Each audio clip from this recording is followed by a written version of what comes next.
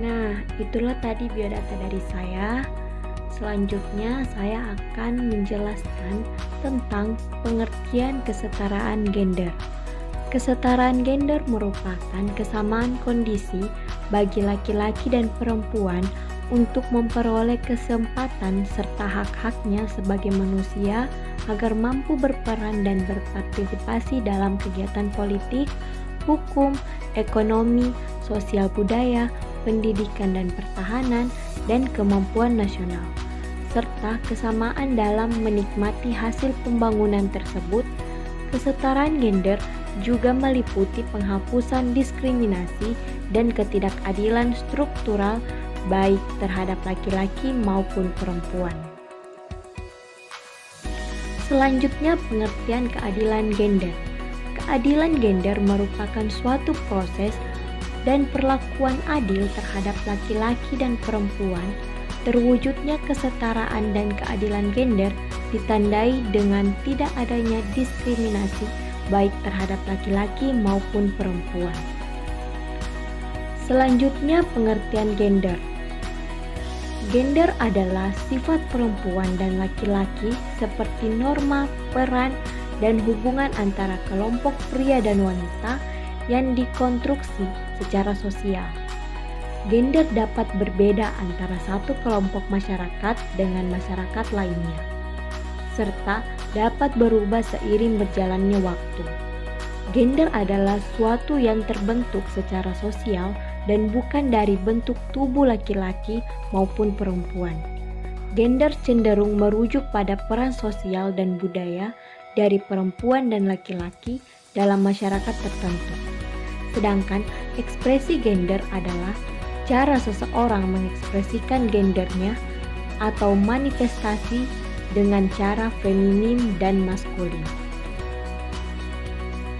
Lalu, saya akan menjelaskan tentang pengertian bimbingan karir.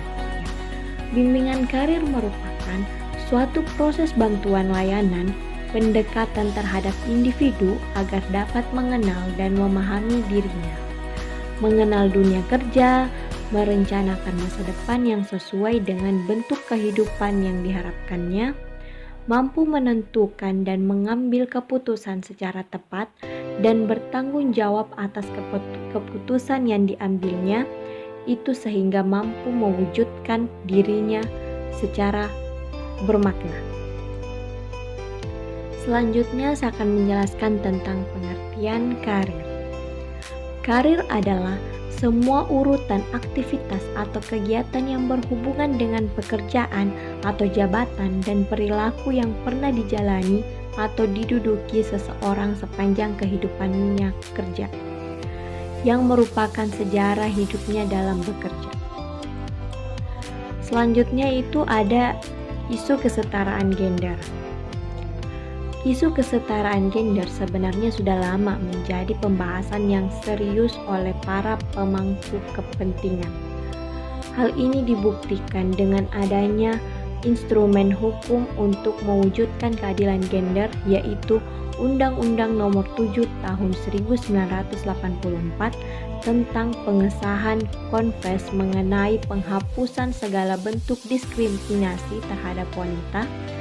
Pada pasal 1 ayat 1 menegaskan bahwa menghapuskan diskriminasi terhadap wanita di lapangan kerja guna menjamin hak-hak yang sama atas dasar persamaan antara pria dan wanita, khususnya hak untuk memiliki bebas profesi dan pekerjaan, hak untuk kenaikan pangkat, jaminan kerja dan mewujud dan semua tunjangan serta fasilitas kerja, hak untuk memperoleh latihan kejuruan. Selanjutnya itu isu layanan BK berkaitan dengan gender, yaitu yang pertama ada hubungan setara, yang kedua itu kehidupan yang bebas dari budaya tertekan, dan yang ketiga itu pribadi yang bebas dari informasi yang bias gender. Selanjutnya yaitu tujuan dari kesetaraan gender adalah agar tiap orang memperoleh perlakuan yang sama dan adil dalam masyarakat, tidak hanya dalam bidang politik di tempat kerja, atau bidang yang terkait dengan kebijakan tertentu. Selanjutnya saya akan menjelaskan poin-poin tujuan bimbingan karir. Yang pertama itu ada memiliki pemahaman diri, kemampuan, minat, dan kepribadian yang terkait dengan pekerjaan. Yang kedua itu memiliki pengetahuan mengenai dunia kerja dan informasi karir yang menunjang kematangan kompetisi kerja. Yang ketiga memiliki sikap positif terhadap dunia kerja dalam arti mau bekerja dalam bidang pekerjaan apapun tanpa merasa rendah diri asal bermakna bagi dirinya dan sesuai dengan norma agama.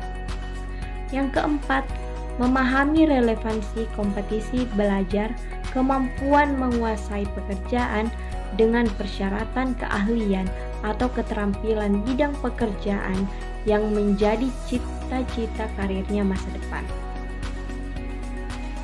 Selanjutnya saya akan menjelaskan permasalahan arah pemilihan karir. Yang pertama itu terdapat siswa yang belum bisa menggambarkan tahap perkembangan karir, mulai dari mengidentifikasi jenis pekerjaan yang sesuai dengan bakat, minat, kecerdasan, dan potensi yang dimilikinya. Yang kedua, terdapat siswa belum mampu membuat rencana keputusan karir atau jabatan yang akan dipilihnya. Dan yang ketiga, terdapat siswa yang belum memahami arah pilihan bidang jabatan berdasarkan jenis kelamin laki-laki dan perempuan.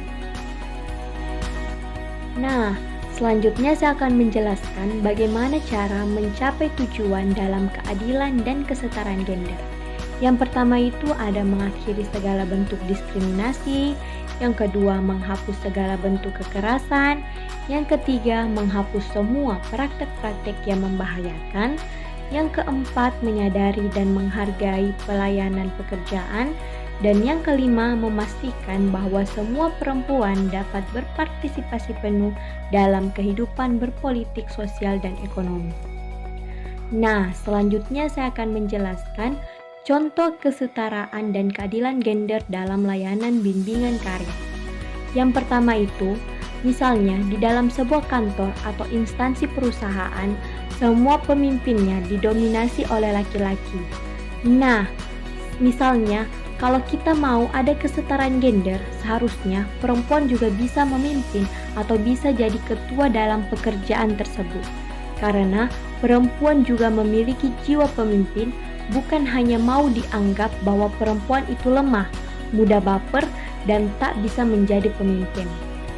Contoh yang kedua itu, misalnya di dalam pengelolaan keuangan, selama ini dianggap bahwa manajemen keuangan hanya efektif diatur oleh pemimpin perempuan, sehingga kebanyakan bendahara keuangan berjenis kelamin perempuan. Harusnya kalau ada kesetaraan gender, laki-laki juga bisa sebagai bendahara, karena manajemen tersebut tergantung dari hasil belajar dan pengalaman yang dimiliki, sehingga semua bisa menjalankannya baik laki-laki maupun perempuan.